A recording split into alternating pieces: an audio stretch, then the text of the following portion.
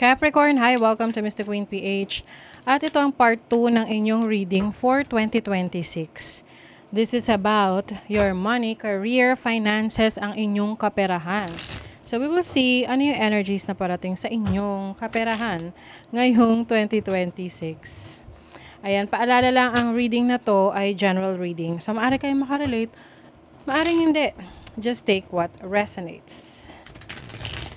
And also, another reminder, hindi po ako unang magme-message sa inyo para mag-offer ng services like readings, no? Kayo po ang magme-message sa akin at kayo po ang magbubook sa link sa comment section or sa description. Kasi merong mga nagre-re-upload ng videos ko.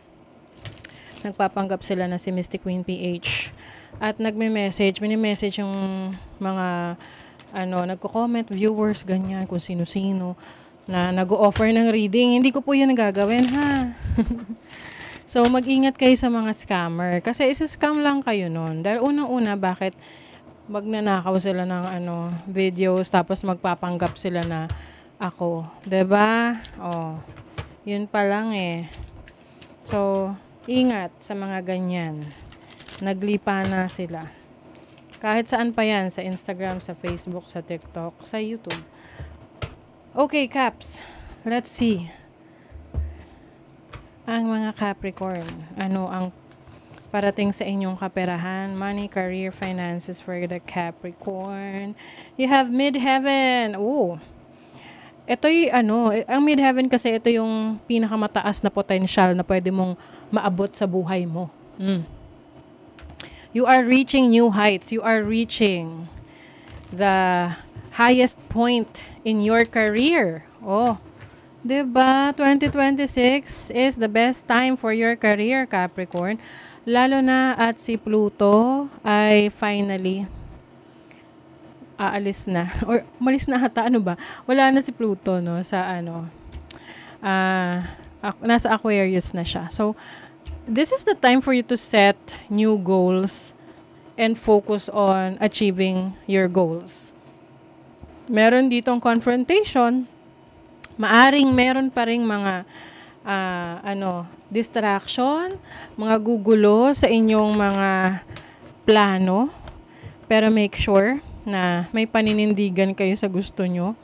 Kasi I think ipaglalaban nyo 'di ba? Aries energy, time for action. Someone like, para kayong warrior ngayon. You're a warrior in your career, in your finances, in your business ngayong 2026. Ipaglalaban nyo ang pwesto nyo talaga. Yes. So, let's see ano pa. And also, mas magiging active kayo ngayong 2026. Like, kung ano yung mga goals ninyo, talagang mas magiging proactive kayo. Gagawin nyo na kung meron kayong idea, hindi nyo na ipagpapabukas. Kumbaga on the go. Ganon ang energy ninyo. Very energetic, enthusiastic, alive na alive. What else? Ace of Swords, breakthrough. Oh my God, meron kayong ma-achieve na breakthrough. This can be a new idea na susubukan mo, tapos magiging very successful. Ikaw ay mas makikilala sa iyong field, sa iyong industry, sa iyong community. You have the Six of Pentacles, sharing. Ayan. So, this is balance, no? Balance in your money, career, finances. Kung ano yung needs mo, it will be provided to you. Meron kang mahahanap na solusyon dyan. Hindi naman kasi mawawala ang problema. Lagi nandyan yan. I mean, 'di ba? Kumbaga, it is something na kasama sa ating journey, sa ating learnings. Ang importante is, we are fully equipped. Kumbaga, may mga tools tayo na magagamit para masosolusyonan yung mga problema na yan. Or challenges or struggles sa finances. Tumalon talaga. Oh, Knight of Pentacles. This is determination. So, ito yung sinasabi ko sa inyo na ipaglalaban nyo ang inyong career, business nyo, kaperahan nyo. Mas magiging rin kayo, kalmado, no? Yung tipong kalmado na alam nyo kayo ay gumagawa ng paraan. Kaya hindi kayo mas-stress, hindi kayo magpapanik. Okay? Wow, oh, Wheel of Fortune. Oh my God. You are being directed to your destiny, Capricorn. Alam nyo, yung iba sa inyo, marirealize nyo kung ano yung life's purpose nyo ngayong 2026.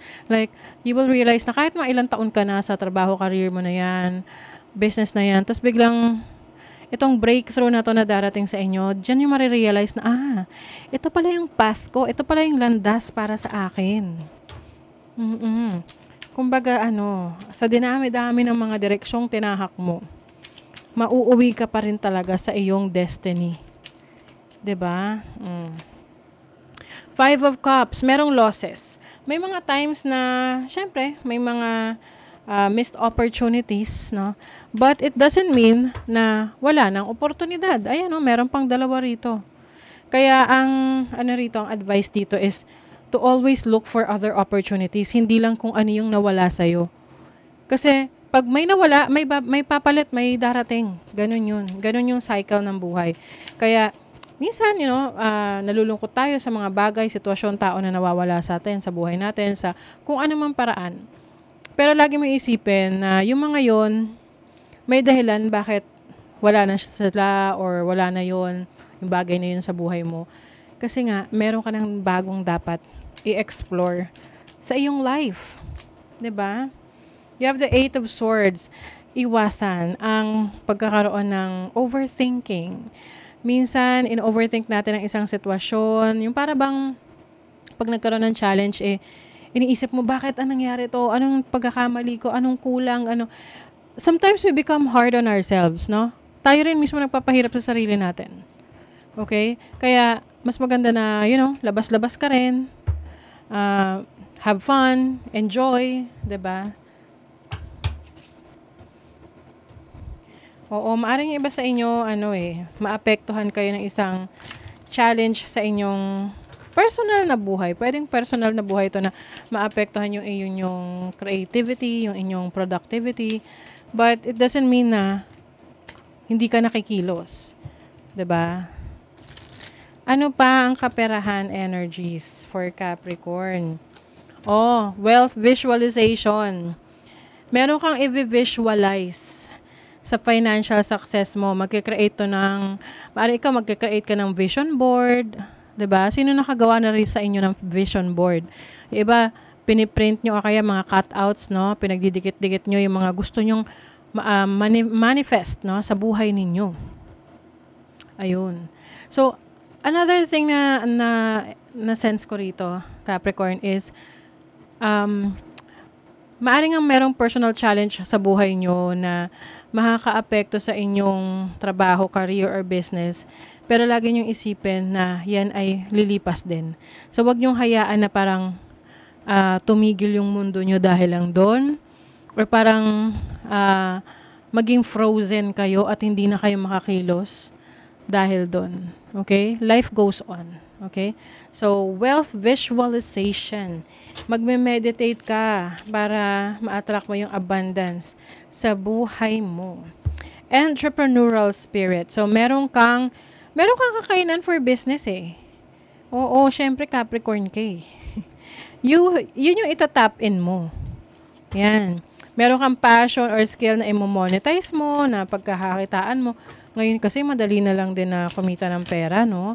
Sa non-traditional way kasi hindi na lang sa trabaho yan Hindi na lang sa kumpanya. Pwede ka rin kumita kahit nasa bahay ka lang, online, 'di ba?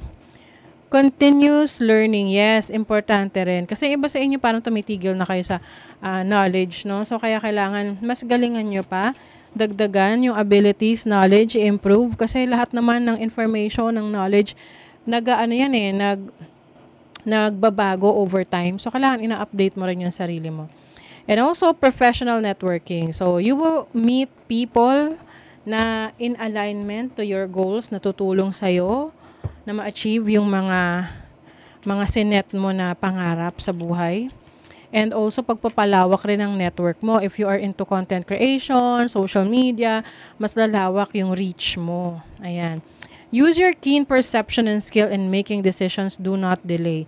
Yes, another thing is yung instinct mo, yung intuition mo ay magiging malakas. para makapag-decide ka ng best option para sa'yo. You are being gifted with blessings of happiness and peace. Wow, I love that. So, blessings of happiness, magiging masaya ka sa estado ng trabaho, career mo, source of income mo ngayong 2026. At magiging at peace ka, hindi ka magkakaroon ng panic about your money. The universe is calling you to notice an important synchronicity. So may mga synchronicities, mga senyales, no? Maging aware ka sa paligid mo kasi yung mga signs na yan, ipinapakita na sa'yo. So yan yung, dito na papasok yung instinct mo na, ito pala, ito yung dapat kong gawin. Ito pala yung ibig sabihin. Ito pala yung gustong iparating ng universe sa akin na gawin ko for my career, for my business, or finances. Okay? So that is your reading, Capricorn. Thank you so much. See you again.